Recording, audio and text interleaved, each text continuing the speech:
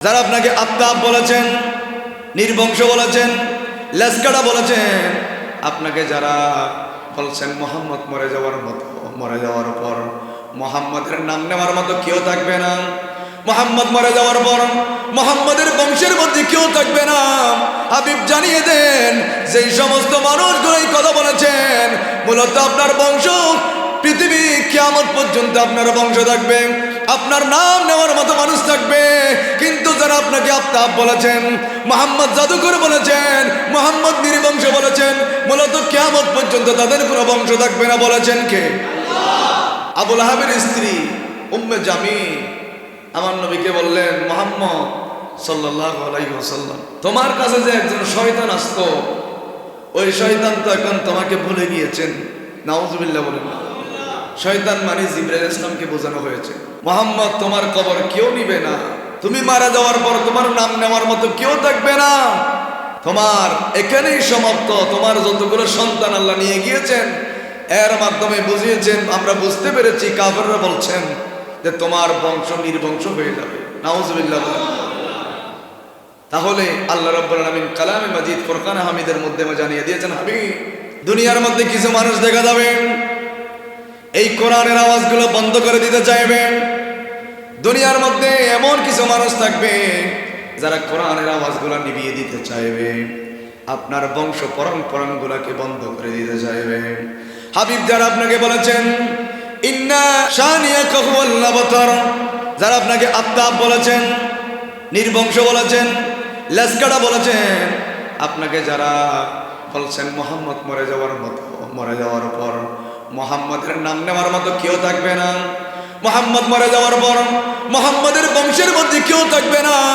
হাবিব জানিয়ে দেন, যেই সমস্ত মানুষগুলো এই কথা বলেছেন, মূলত আপনার বংশ পৃথিবী কিয়ামত পর্যন্ত আপনার বংশ থাকবে, আপনার নাম নেওয়ার মতো মানুষ থাকবে। কিন্তু যারা আপনাকে আফতাব বলেছেন, মোহাম্মদ জাদুকর বলেছেন, মোহাম্মদ নির্বংশ বলেছেন, মূলত কিয়ামত পর্যন্ত তাদের কোনো বংশ থাকবে না। বলেছেন কে? এইটা হলো মূলত ছোটখাটো শানে নুজুল।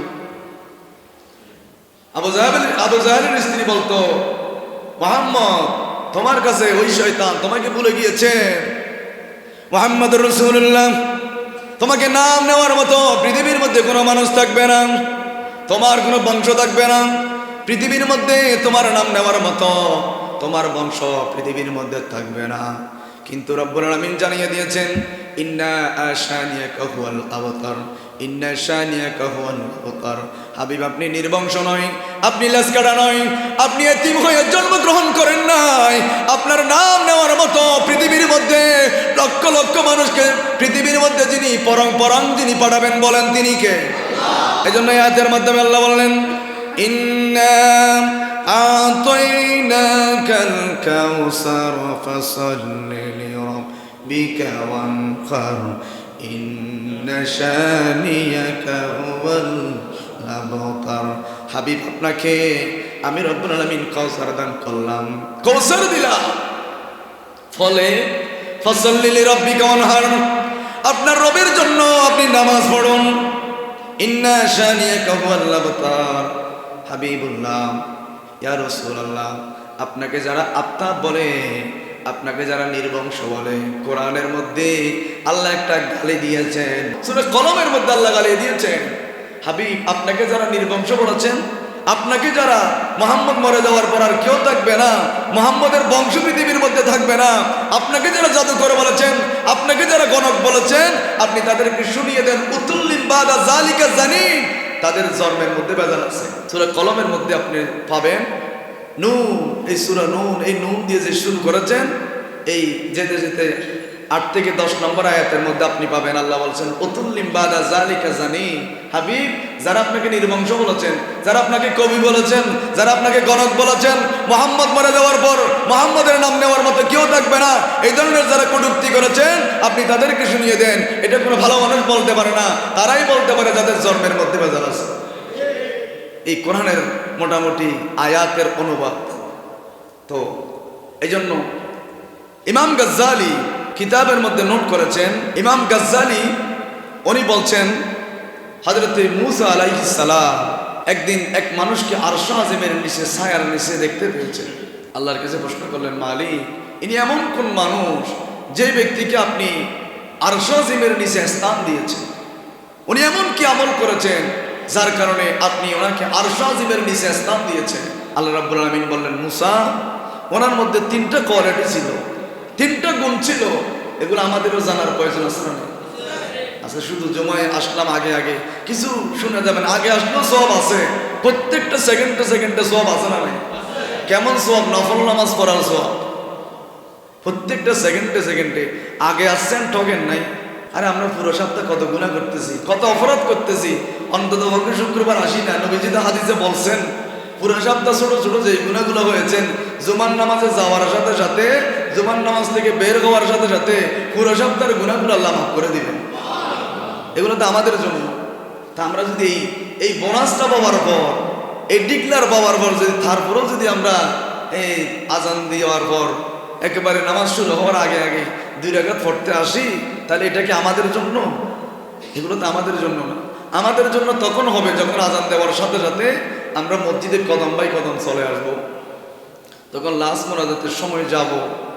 আবার আল্লাহ রাব্বুল আলামিন বলেন, হাবিব আপনার উম্মতের জন্য বোনাস হলো 1 সপ্তাহ থেকে আরেক সপ্তাহ, 1 জুমা থেকে আরেক জুমা, 1 রমজান থেকে আরেক রমজান পর্যন্ত আপনার উম্মতের নরনারীরা, আপনার উম্মতের সেই পুরুষরা যারা গুনাহগুলো করেছেন, আমার মহিলারা যারা শুনছেন তারা হবুদে মরা থোয়ানা মসুদুর জানারা তো জানতে পারে, আপনাদেরকেও বঞ্চিত করে নাই।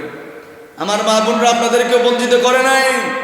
আপনারাও জুমার বয়ানগুলো শুনবেন, আপনারাও যাই নামাজ বিছিয়ে বসে যান, আপনারাও কাজকর্মগুলো বন্ধ করে তসবিহ নিয়ে বসে যান, আপনারাও বয়ানগুলো শুনেন। জুমার নামাজ আদায় হবে, আপনারা জোহরের নামাজ, জুমার নামাজের পরিবর্তে জোহরের নামাজ পড়েন। আপনারাও দরুদ সালাম মিলাদ কিয়াম যেহেতু মাইকের মাধ্যমে যাচ্ছে, আপনারাও দরুদ সালাম মিলাদ কিয়ামের মধ্যে শামিল হন, আপনারাও মুনাজাতের মধ্যে শামিল হন। আপনাদেরও পুরো 1 সপ্তাহের জিন্দেগির গুনাহগুলো আল্লাহ মাফ করে দিবেন। মুসা আলাইহিস সালাম আল্লাহর কাছে প্রশ্ন করলেন, মালিক কেন আরশ আজিমের নিচে ওই ব্যক্তিটা ছায়া পেয়েছেন? এমন কি কোয়ালিটি, এমন কি বৈশিষ্ট্য, এমন কি কাজ করেছেন যার কারণে আল্লাহ আপনি তাকে আরশ আজিমের নিচে ছায়া দান করেছেন? সুবহানাল্লাহ। আল্লাহ রাব্বুল আলামিন মুসা আলাইহিস সালামকে ইলহাম করতেন, মুসা আলাইহিস সালামের সাথে কথোপকথন করতেন, কথা বলতেন। আল্লাহ রাব্বুল আলামিন বলেন, মুসা ওই মানুষটা পৃথিবীর মধ্যে ছিল, ওই মানুষের 3টা কোয়ালিটি ছিল। প্রথম নম্বর কোয়ালিটি হলো ওই মানুষটা হিংসা করতো না। হিংসুক মানুষ আমাদের সমাজের মধ্যে আছে না নাই? হিংসা করে, বিল্ডিং করলো কেমনি, কিভাবে করলো, গুইন্দা লাগাই দেয়, ইতারে কিভাবে টানে লাগানো যায়। হিংসা করে, কিভাবে করলো, সুদ খায়, এইভাবে কেমনি করছে, মনে হয় চুরি করছে, ডাকাতি করছে। এজন্য রব্বুল আলামিন বলেন, আরশ আজিমের নিচে ছায়া দেওয়ার কারণ হলো আমার ওই ব্যক্তির মাঝে কোনো হিংসা ছিল না, হিংসা করে নাই। হিংসা ওই ব্যক্তির সাথে আপনি করবেন যে ব্যক্তির নামাজ পড়ছেন কিন্তু আপনি নামাজ পড়তে পারছেন না, তার সাথে হিংসা করবেন। যেই ব্যক্তি কোরআন পড়ছেন কিন্তু আপনি ব্যবসার জন্য কোরআন পড়তে পারছেন না, হিংসা তার জন্য করবেন। যেই ব্যক্তি দান করছেন কিন্তু আপনি দান করতে পারছেন না, এটা আল্লাহর সন্তুষ্টির জন্য। আল্লাহ এই দান করছে, আমার তো টাকা নাই, দান করতে পারছি না, কিন্তু এ নামাজ পড়ছে, আমাকেও তো আপনি নামাজ পড়ার ক্ষমতা দিয়েছেন, নামাজ পড়ার প্রয়োজন আছে না নাই? কোরআন পড়ছে, আমিও হিংসা করবো, ও যদি 1 পারা পড়ে আমি 2 পারা পড়ব, এটা হিংসা করবেন, এটা ঈর্ষা করবেন। যদি 3 পারা পড়ে আমি 4 পারা পড়ব, যদি রমজানের মধ্যে 1 খতম দেয় আমি 2 খতম দেব, যদি মা বাবার খবর যদি 1 বার জিয়ারত করে আমি ফজরের নামাজের পর 1 বার জিয়ারত করব, এশারের নামাজের পর আরেকবার জিয়ারত করব, এই ধরনের হিংসা করবেন। যদি 1 বার করে আমি 2 বার করব, যদি 5 ওয়াক্ত পড়ে আমি রাতের বেলায় দাঁড়িয়ে দাঁড়িয়ে তাহাজ্জুদ পড়ব, এই হিংসা যদি করেন আরশ আজিমের নিচে ছায়া যিনি দিবেন বলেন তিনি কে? 2 নম্বর কোয়ালিটি হলো সেই কোনোদিন মা বাবার অবাধ্য হয় না। মা বলছিল, বাপ বলছিল, ভূত আজকে জুমার দিন, গরিবের হজের দিন, একটু সুন্দর জামাটা পরে মসজিদে যা, কত যাইম বছর করি, বহু সময় আছে। ও আমার ছেলে খবরদার, কাউকে গালি দিবি না। ও আমার ছেলে, ও আমার ভূত খবরদার, রাস্তায় যাওয়ার সময় কারোর সাথে তুই ঝগড়া করবি না। কিন্তু আমাদের ছেলেগুলা গায়ে পরে ঝগড়া করে আসে না নাই? এই যে মা বাবার অবাধ্য বলতে কি বোঝায়? ও আমার ছেলে, খবরদার নামাজ ফেলে রাস্তার মধ্যে আড্ডা দিবি না, দোকানে বসে বসে ঠ্যাঙের উপরে ঠ্যাং তুলে কথা বলবি না, বন্ধুর সাথে সময় অতিবাহিত করবি না, নামাজ পড়ার সাথে সাথে মসজিদের মধ্যে চলে যাবি। খবরদার মুরব্বীদেরকে অসম্মান করবি না। খবরদার বাপের চাইতে বড় মানুষের সাথে সুন্দর ব্যবহার করবি, খারাপ আচরণ করবি না। মা বাবার অবাধ্য যারা হয় নাই, মা বাবার সাথে সুন্দর ব্যবহার, মা বাবার কথাগুলো যারা মানবে তাদেরকে আর আযিমের নিচে ছায়া যিনি দিবেন বলেন তিনি কে? 3 নম্বরের মধ্যে বললেন কোনদিন চুগলখড়ি করে না। একজনের কথা আরেক দিকে লেগিয়ে দেওয়া, আরেকজনেরটা আরেক দিকে। চার দোকানের মধ্যে বসে অন্য না ওইটারও এই কথা দেখি আছে না নাই? শুনছ ইতেরও পথ বিদেশের মেজি এন অবস্থই ইতেরও পথ ইতেরলে ফেম করে ইতের মেয়ে পথ গোড়ালে দূর মার্কেটের মেজি ঘুরে ইতের তো প্যাকেজ দিই ইতের তো এভাবে করি। যে ব্যক্তিগুলা চার দোকানের মধ্যে বসে বসে যে ব্যক্তিগুলা অপরের গীবত চর্চা করেন, যে ব্যক্তিগুলা চার দোকানের মধ্যে রাস্তার মধ্যে ঘরের মধ্যে বসে বসে চুগলখড়ি করে, আরেকজনের নামে মিথ্যা অপমান দেয়, আরেকজনের কথাগুলো আরেকজনকে লাগিয়ে দেয়, এই ব্যক্তিরা কোনোদিন জান্নাতের চেহারা দেখতে পাবে না। যিনি বলেছেন বলেন তিনি কে?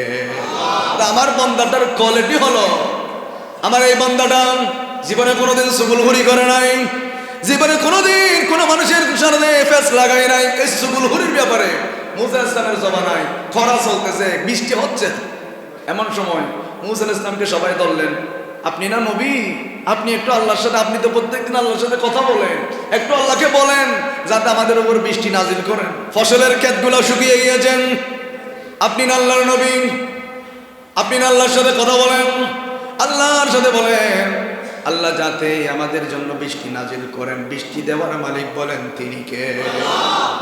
বৃষ্টি দেওয়ার মালিক, শীত দেওয়ার মালিককে। আমাদের মেয়েগুলা গরম খালের মধ্যে পোশাক ফেলে দিতে যায়, আমরা যেমন ইচ্ছা তেমন পোশাক পরব, কিন্তু আল্লাহ রাব্বুল আলামিন বলেন ও মেয়েরা তোমরা পোশাক ফেলে দিবে ঠিক আছে, শীতকাল দিলাম এখন পোশাক ফেলে দাও, এখন কিন্তু পোশাক ফেলে না। কথা বলেন ঠিক কিনা? এখন পোশাক না ফেলে কিনে পোশাক ফেলে দিত না, হয়তো শীত ঘেরা, এখন পোশাক ফেলে দেয়, এখন ল্যান্ডা হয়ে যাবি, হয়তো আর পোশাক হয় পয়দান ল্যান্ডা দেখুন মেয়ে ফল হয়তো ভার্সিটির মেয়ে ফলে হয়তো আর তো জ্যান মনে হয় ফুরবো, হয়তো মরাত পরে পোশাক ফুরবো।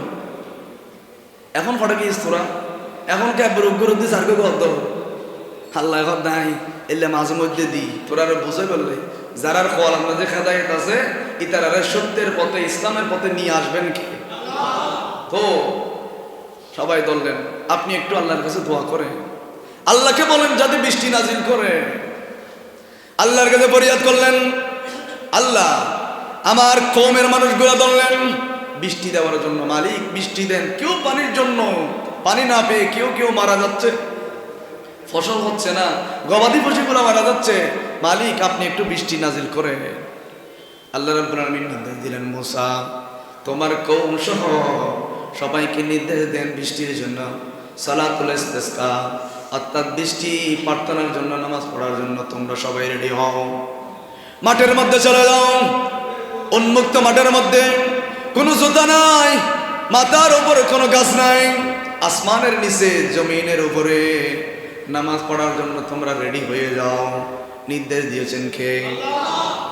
মুসা আলাইহিস সালামকে নির্দেশ দিলেন তোমার কওম সহ সবাইকে একেবারে মরুভূমির মধ্যে, উপরে কোনো গাছ থাকবে না, ছাদ থাকবে না, এমন একটা জায়গার মধ্যে গিয়ে সালাতুল ইস্তিসকার নামাজ পড়ার জন্য তোমরা রেডি হয়ে যাও।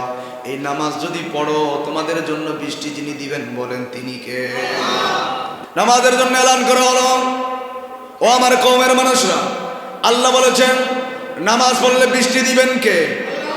আল্লাহ রাব্বুল আলামিন নির্দেশ দিয়েছেন নামাজ পড়লে সাথে সাথে বৃষ্টি দেওয়া হবে। সবাই তোমরা রেডি হও, নামাজ আদায় হবে, নামাজ কায়েম হবে, নামাজ পড়ানো হবে। সবাই লাইনবদ্ধ হয়ে দাঁড়িয়ে গেলেন, নামাজের জন্য দাঁড়ালেন, সবাই নামাজ আদায় করলেন, কিন্তু বৃষ্টি তো হচ্ছে না। কিন্তু আল্লাহ তো বলছেন বৃষ্টি হবে, হবে মুসা বৃষ্টি হবে, নামাজ আদায় করা বৃষ্টি হবে। নামাজ পড়লেন, দোয়া করলেন, কিন্তু বৃষ্টি হয় না। আল্লাহর সাথে মূসা আলাইহিস সালাম প্রশ্ন করলেন, ও মালিক, আপনি তো কখনো মিথ্যা বলেন না, ওয়াদা খেলাপ করেন না। আপনি আল্লাহ বলেছেন নামাজ পড়ার সাথে সাথে আপনি বৃষ্টি নাজিল করবেন, মুনাজাত করার সাথে সাথে আপনি বৃষ্টি নাজিল করবেন। মালিক, নামাজও বললাম, মুনাজাতও করতেছি, কিন্তু বৃষ্টি আপনি দিচ্ছেন না কেন? আল্লাহ বলছেন, মূসা, তোমার এই নামাজের মধ্যে যারা আছে, এই নামাজের মধ্যে একজন সুগুলহুর আছে, এই জন্য আমি বৃষ্টি দিচ্ছি না। চিন্তা করতে পারছেন? সুগুলহুরের জন্য আল্লাহ বৃষ্টি বন্ধ রেখেছে। ও মূসা, তোমার এই মজলিসের মধ্যে খাতার বদ্ধ মানুষের মধ্যে সবাই সুগুলহুর নয়, একটা মাত্র সুগুলহুর আছে। এই সুগুলহুরের জন্য আমি বৃষ্টি দিচ্ছি না, মূসা তাকে বের করে দাও। তো মূসা আলাইহিস সালাম বলে, আল্লাহ, ওই সুগুলহুরটাকে আমাকে একটু বলেন। আল্লাহ মূসাকে বলছে, মূসা, আমি তোমাকে নির্দেশ করছি সুগুলহুর না করার জন্য, একজন আরেকজনের কথা না লাগাই দেওয়ার জন্য। আমি ওয়াইজ করতেছি, আমি আল্লাহ কি জানিয়ে দেবো ওই মানুষটাকে? আমি কেন সুগুলহুরি করবো? মূসা, আমি কেন বলবো? কে সুগুলহুরি করছে এটা তো আমি বলে দেব না। আমি আল্লাহ তো রহমান রহিম, আমি আল্লাহ তো দয়ার সাগর। এই কথা যখন মূসা আলাইহিস সালাম সবার মাঝে বললেন, তোমাদের মাঝে সুগুলহুরকে, তোমাদের মাঝে একজনের কথা আরেকজনকে লাগাই দাও, এমন ব্যক্তিকে। ওই সুগুলহুর যিনি করে, এ বুঝে গেছে, অবুক আমিও না সুগুলহুরি করি, আমার জন্য তো আল্লাহ বৃষ্টি না থামিয়ে রেখেছে, আল্লাহ বৃষ্টি দিচ্ছেন না, আমার জন্যই তো আল্লাহ বৃষ্টি বন্ধ করে রেখেছেন। আল্লাহর কাছে সাথে সাথে তওবা করেছেন, ও মালিক, আপনি যদি আজকে আমাকে সমস্ত মানুষের সামনে অপমানিত হওয়া থেকে যদি আপনি আমাকে রক্ষা করেন, জিন্দেগিতে কোনোদিন আর সুগুলহুরি করব না। সুবহানাল্লাহ। মনে মনে আল্লাহর কাছে তওবা করছেন, মালিক, আপনার নবী মূসা আলাইহিস সালাম এ তো জেনে যাবে, এ তো যে কোনো ভাবে ধরে ফেলবে, যদি ধরতে পারে তাহলে তো আমাকে আস্ত রাখবে না। ও মালিক, আপনার দরবারে ফরিয়াদ, রব্বুল আলামিন, আপনি তো সবার গুনাহ গোপন রাখেন। আল্লাহ, আপনি যদি আজকে আমাকে মূসা আলাইহিস সালামের হাত থেকে আপনি রক্ষা করেন, আপনার দরবারে ফরিয়াদ করছি, আমি জিন্দেগিতে কোনোদিন সুগুলহুরি করব না। আমি তওবা করছি, আপনি তওবা কবুল করেন। সাথে সাথে তওবা যিনি কবুল করেছেন বলেন তিনি কে? আল্লাহ তওবা কবুল করেছে। দেখা যাচ্ছে তওবা করার সাথে সাথে মুষলধারে বৃষ্টি আরম্ভ হলো। মূসা আলাইহিস সালাম আল্লাহর কাছে প্রশ্ন করলেন, ও মালিক, আমি তো এখনো সুগুলহুরকে খুঁজে পাই নাই, আপনি বৃষ্টি কি জন্য দিচ্ছেন? সুগুলহুর তো এখনো খুঁজে পাই না। আল্লাহ রাব্বুল আলামিন এলান করলেন, মূসা, যে ব্যক্তি সুগুলহুরি করত, আমি আল্লাহর কাছে ফরিয়াদ করেছেন, জিন্দেগিতে সুগুলহুরি করবে না, জিন্দেগিতে মানুষের কথা মানুষকে বলবে না, জিন্দেগিতে কোনোদিন একজনের ঘরের কথা আরেকজনকে বলবে না। আমি আল্লাহর কাছে তওবা করেছেন, সাথে সাথে যিনি তওবা কবুল করেছেন বলেন তিনি কে? মূসা, এই জন্য আমি তওবা কবুল করলাম। এই যে উনি তওবা করেছেন, যার কারণে আমি রব্বুল আলামিন আসমান থেকে বৃষ্টি নাজিল করলাম। সুবহানাল্লাহ। এই জন্য সুগুলহুরি করা যাবে না। দাড়িও রাখলেন, মিথ্যাও বলছেন, দাড়িও রাখলেন, দোকানে বসে বসে সুগুলহুরি করছেন। আপনি কি মনে করেন এই পৃথিবীর মধ্যে আপনি থেকে যাবেন? কন্ট্রাক্টরে নিয়ে আসছেন, সারা জিন্দেগি বেঁচে থাকবেন, সারা জিন্দেগি এই পৃথিবীর মধ্যে সুগুলহুরি করবেন না। জওয়ান হইয়া আপনি যে বাহাদুরি দেখাচ্ছেন, বিদ্যে মানুষ এখন হাত উপরে তুলতে পারে না। একসময় তাদেরও শক্তি ছিল, একসময় সারাও শক্তির জোরে কথা বলতো। নাই, একদিন দেখবেন বিছানা থেকে উঠতে পারছে না, একদিন দেখবেন সাকারাতের বিছানায়, ক্ষমতা নাই, কেউ নাই। দেখবেন আপন মানুষগুলো আস্তে আস্তে চলে যায়।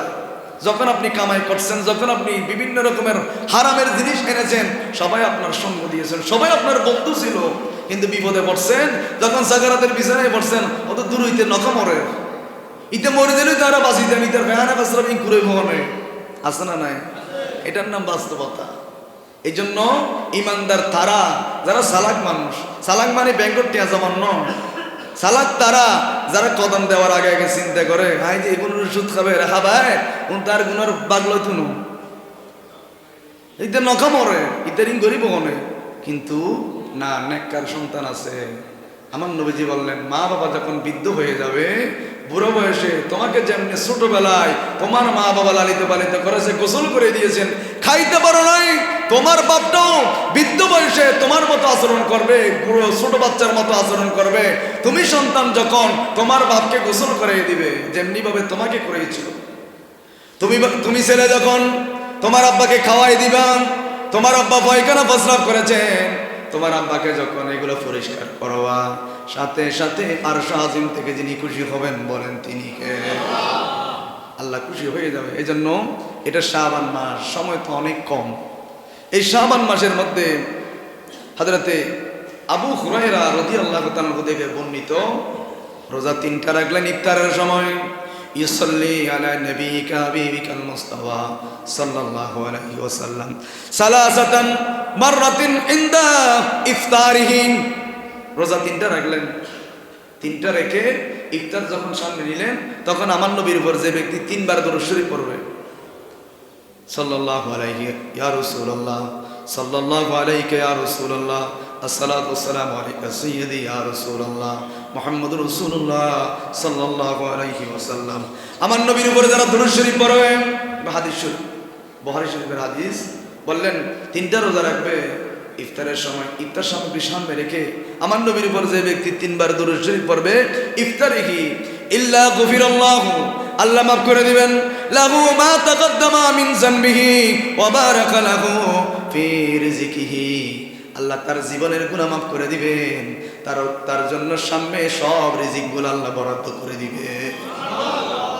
ফি রিজকিহি, আল্লাহ তার রিজিক বরাদ্দ করে দিবে, আর আল্লাহ তার রিজিক বাড়িয়ে দেবে। এই জন্য আমার মা বোনরা যারা শুনছেন, আপনারা বেশিরভাগ মহিলারা এই আমলগুলো করেন, যে শাবান মাসের রোজা, তারপর হচ্ছে রজব মাসের রোজা, এগুলা মা বোনরা বেশি আমল করেন, বেশি শুনেন, বেশি দরকার। কারণ মা যদি ভালো হয়, ছেলে হোক মেয়ে হোক, এগুলো তো ভালো হবে। মা যদি ল্যান্ডা হয়, তাহলে তো ছেলে হবে এরকম যে মদদি জুয়াদি গাঁজাটি, ঠিক না? এরম বেরোব।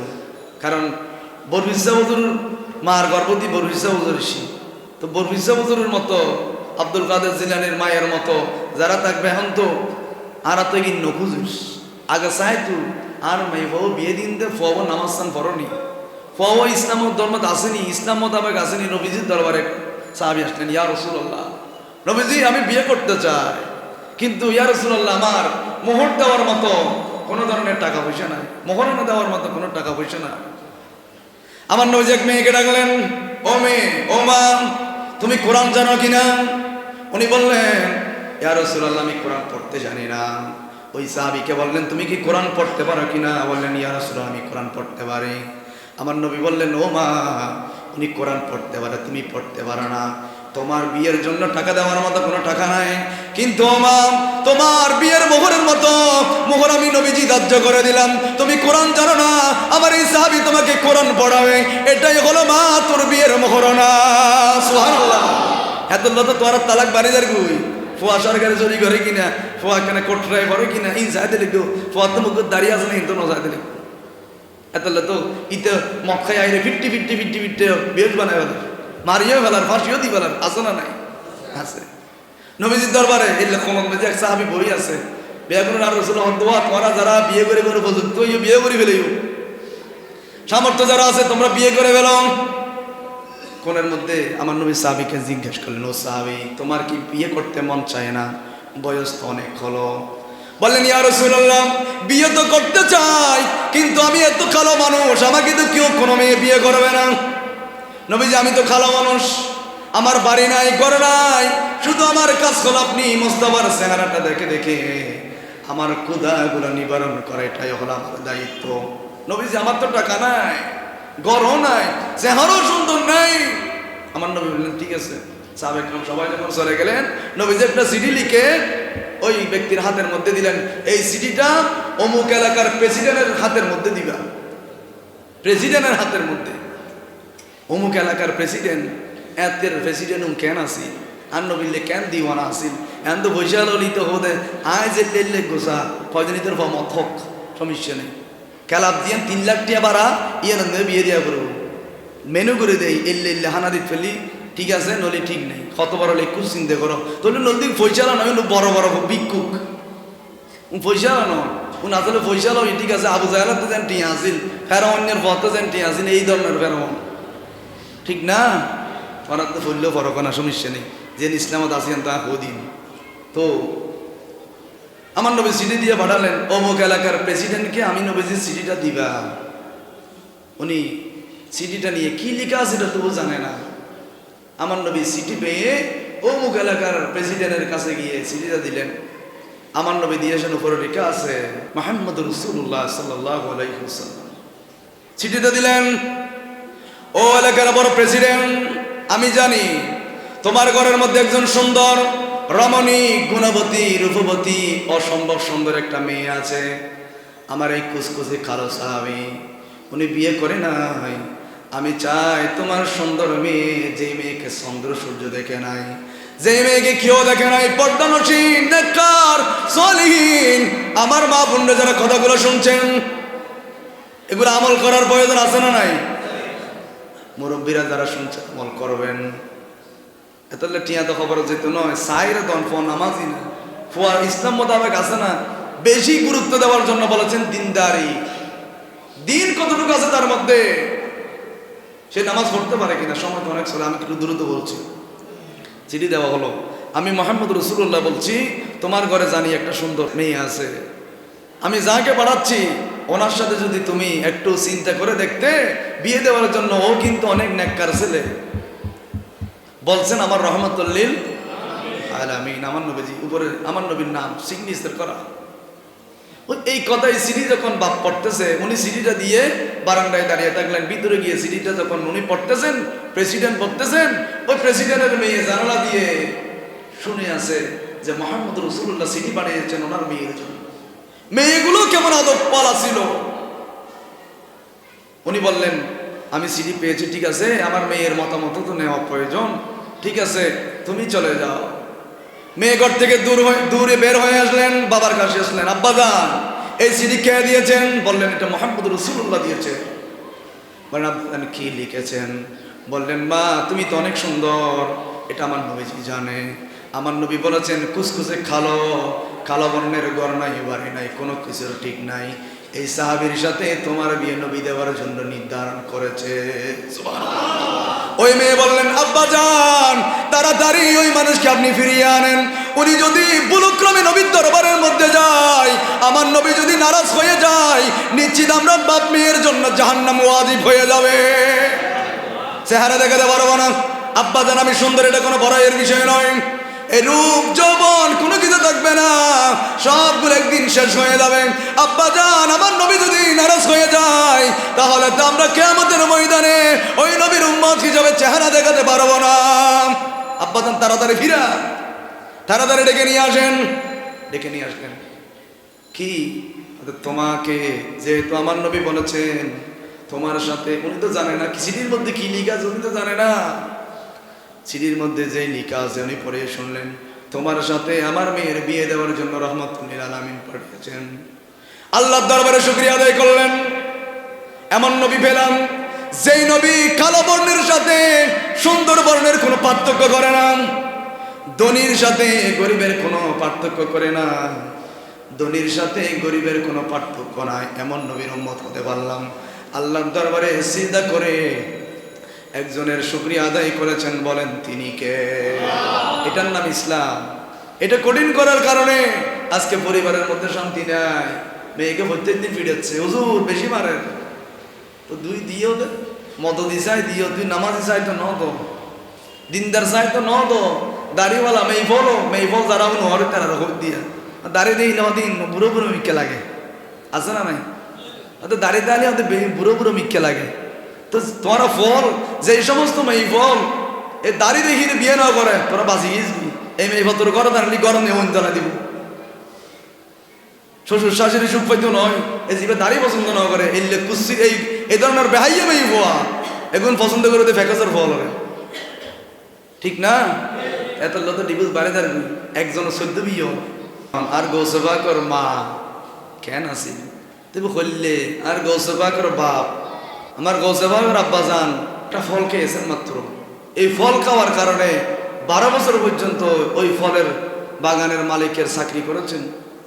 চলে যাবেন, যাওয়া যাবে না। আমার একটা মেয়ে আছে খুবই কালো, চোখে দেখে না, হাঁটতে পারে না, কথা বলতে পারে না, তোমাকে বিয়ে করতে হবে এত টেকিন যাইতু ও তো বুক যাই ফুয়াইগ ফল আর ফল কতজনে আর কতজনে বাদাম বিয়ারের সামনে বাদাম হটিয়ে হতে হতে এক পাবা দুই পাবা এনা হেবে আর আত লই আছে না নাই বড় বিয়ারের সামনে তীরে বড় এক লোক এক পাবাইতে আধা কেজি আন্দাজ খাইবে লাই বন্ধু বান্ধব লই রে বেশি মাতিলে সোয়ারাই এলে বহুত পাওয়ারি ফোয়ার দৌড়াতে আছে তো আছে না নাই আছে হক ন চিনে তুই বাদাম যে খাইতে গো তুই কিনতে লাগে তো এক পাবা উগ্র কিনলে হাইবে তুমি উগ্র কিনলে হেবে উগ্র হাইলি মাফির আগে দিয়ার পর দিল উগ্র বেদ তোমার বাগত তুললো তো গোসেবাকের আব্বা যান উনিও ওই ফল খেয়েছেন মাত্র হতে বুক ইবে খন নেককার হওয়া হত ফল আর গাছত তো মেশে চুরি করে আইবেলা হড়বালোর ফল নদীত ফরকি ইন্দি বাই বাইরে হালত দিকে ইবে বক তৃষ্ণায় খাইবেলে ইবে আইরে 12 বছর পর্যন্ত এই ফল লেবেলি চাকরি করলো এরপর এবে তো সাধারণ কোনো ফোয়ানো এবার একটু পুরস্কার দেওয়া পড়ে এই পুরস্কার আমার একটা মেয়ে আছে এই মেয়ে খুবই কালো কথা বলতে পারে না চোখে দেখে না হাঁটতে পারে না বোবা এটাকে বিয়ে করতে হবে গোসেবাকের আব্বা জান বলছেন হায় হায় কি ভুল করলাম 12 বছর চাকরিও করলাম এখন হত্যা হালামিকে বিয়ে করা বলবো চোখও না দেখা আরেকজন আবার এগুলো কিরকম তারপরেও আমার মালিক যদি এই ফলের জন্য কিয়ামতের ময়দানে যদি আসামি করে তাহলে আমার গোসেবা আমার তো কোনো রেখাই নেই উনি বললেন ঠিক আছে তখন বিয়ে সব হলো বাসর রাতের মধ্যে যখন গেলেন দেখতে পেলেন পূর্ণিমার সাথে সে সুন্দর কত বলতে পারে হাঁটতেও পারে সালাম করতে আসছেন গোসেবাগের আব্বাজান একবারে দূর দিয়ে ঘর থেকে বেরিয়ে গেছেন আপনি মিথ্যে কথা বলছেন কোন মেয়েকে আপনি ঘরের মধ্যে ঢুকাই দিচ্ছেন এটা তো আমার বউ নয় আমার বউ তো লেঙ্গা বলছেন সুখে দেখে না কথা বলতে পারে না হাঁটতে পারে না উনি এসে আমাকে সালাম কেন করলো বেগানা মহিলা মানে এটা তোমার পুরস্কার তুমি যে 12 বছর চাকরি করেছো তুমি যে আমার কথায় রাজি হয়েছো তুমি যে আল্লাহর ওলি তুমি যে তাকওয়াবান এজন্য তোমার পুরস্কার এজন্য দিলাম আমি বলছি আমার মেয়ে চোখে দেখে না ঠিকই আমার মেয়ে এই চোখ দিয়ে জিন্দেগিতে কোনোদিন বেগানা ফরজ দেখে না আমার মেয়ে কথা বলতে পারে না ঠিক বলেছি জিন্দেগিতে কোনোদিন বেগানা পুরুষের সাথে কথা বলে নাই আমার মেয়ে হাঁটতে পারে না আমার মেয়ে এই জন্য হাঁটতে পারে না বললাম হেঁটে হেঁটে জিন্দেগিতে কোনোদিন মার্কেটের মধ্যে যায় না এতদিন খুঁজতু এখন আর আইন খুঁজির কত ফুয়ার গড় ফাঁক কাজে নাছো দ্বিতীয় নম্বর ফুয়াক খান সরকারে চুরি করে নাছো ওই এখন তাওয়াক্কুল দিয়ে দেখো এটা যদি সরকারে চুরি না করে আর এবার হাবাবো কি তাওয়াক্কুল দিয়ে আর রোদ দি তবে এই সরকারি চুরি আনছি কি আলে বাদে বড় যাগুই সরকারি চুরি আনছি যদি কি যাগুই এরপর যদি কি এটা অ্যাক্সিডেন্ট করে মরে যায় তোর ভাই কি অবস্থা ইয়ের কখনো চিন্তা করেন তাওয়াক্কুল করতে হবে একজনের উপর তিনি কে এটা তো আমরা মুখে বলি জবানে বলি কিন্তু অন্তর থেকে বলি না আল্লাহর উপর তাওয়াক্কুল করি না আল্লাহর উপর তাওয়াক্কুল করলে আমাদের জীবন সুন্দর হতো সমাজের মধ্যে অশান্তি থাকতো না সমাজের মধ্যে কোনো ধরনের বিশৃঙ্খলা থাকতো না আমরা জবানে বলি সব কিছু করে ফেলবো কিন্তু বাইরে যে এই গেলাম অত দূর এই মসজিদের নিউজুর গিয়ে 2 হাত ফরি ফেললে যে দিয়ে এতিনও শীত করে ইন কি 4000 হতো না আসে না এলে বলছেন আছে হতে 2 হাত ফর থেকে বিলি হুজুর একবারে বেন ইয়া করে দিব আর হতল দি আর যদি খন আপনি মানলে মানেন না মানলে না মানেন কিয়ামতের ময়দানে যারা খতিব হবেন হুজুর লেবু তোমার যে তুই যে খতিব আসিলে তুই দায়িত্ব পালন করিও না মানুষ মেরিট ডরে নাকি কিছু কিছু বাদ দিও জিজ্ঞেস করবেন কে এটা বুখারী শরীফের হাদিস আগুনের কেসি নেওয়া হবে অদিতে জিব্বে বাইর কর লাম্বা টানে বাইর করব এবার খাড়ার তাক একদিন নয় কিয়ামতের যতদিন পর্যন্ত বিচার কার্যক্রম শেষ হবে না এতদিন যারা ইমাম সাহেব খতিব সাহেব এই টাকার কাছে চার কাছে বিক্রি হয়ে গেছে টাকার কাছে বিক্রি হয়ে গেছে সব কিছুর কাছে ধমক একটা দিছে ওদের ঠিক আছে অসুবিধা নাই মদের বিরুদ্ধে আর হতা হইতাম এরম যদি হয় ইতার জিব্বে হারাতে এবং কিয়ামতের ময়দানে লক্ষ লক্ষ মানুষের সামনে অপমানিত করা হবে এই জন্য আল্লাহ পাক রব্বুল আলামিন যা হক কথা বললাম মানলেই মানো না মানলেই সমস্যা নেই আর গানা কই যারা খেদাইয়ের যাদের খোয়ালত আছে ইতারা খেদাইত অবশ্যই ওই যে বলবে আর যার নবীতে হতে অসুবিধা তো আল্লাহ পাক রব্বুল আলামিন এই শাবান মাসের মধ্যে আমাদেরকে 3টা রোজা আমার মা বোনদের উদ্দেশ্যে বলছি 3টা রোজা যদি পারেন ফরজ নয় আবার বলছিল ওদের জোরে মনে হয় ফরজ না ফরজ নয় লাহিদ ফেললি বালা বললেন লাহিদি কেন বউ আগের গুণ পরের গুণ বর্তমানের গুণ বেগিন আল্লাহ মাফ করে দিন লাগলে কি লাভ হবে সামনে যতদিন বেঁচে থাকবেন মানুষের হাত পাতা করতো না হাত পাতা করে নপরে মানে তুমি গরম দিতে বই তাইবে তোমার আনি দিব তোমার তো বাইরে না, রিক্সা লয় বাইরে, গাড়ি লয় বাইরে, গার্মেন্টস চেষ্টা করো, চাকরি ইয়েন গিয়ে আরেকখান চেষ্টা করো, তোমারও বানাবে রাখি, তোমার রিজিক বানাই আর আল্লাহ। মানুষের হাজার হাজার নদুর গো, মানুষের হাজার তুমি চাইবে দিন পেবে দেখ টিয়া, আর মালিককে দিব 1 কোটি টিয়া, কথা বলেন ঠিক কিনা? মানুষ দিব 1 টিয়া, একবার তুমি দিবার চাইলে জানার বাড়ি মারিব, আর মালিক হতে একবার নয় তুই কোটি মাস চাইলে হাতে বেশি ভালো লাগে। আর বান্দা দুনিয়ার মানুষের মাঝে মোকাবেক্ষী নয়, আমি আল্লাহর কাছে মোকাবেক্ষী।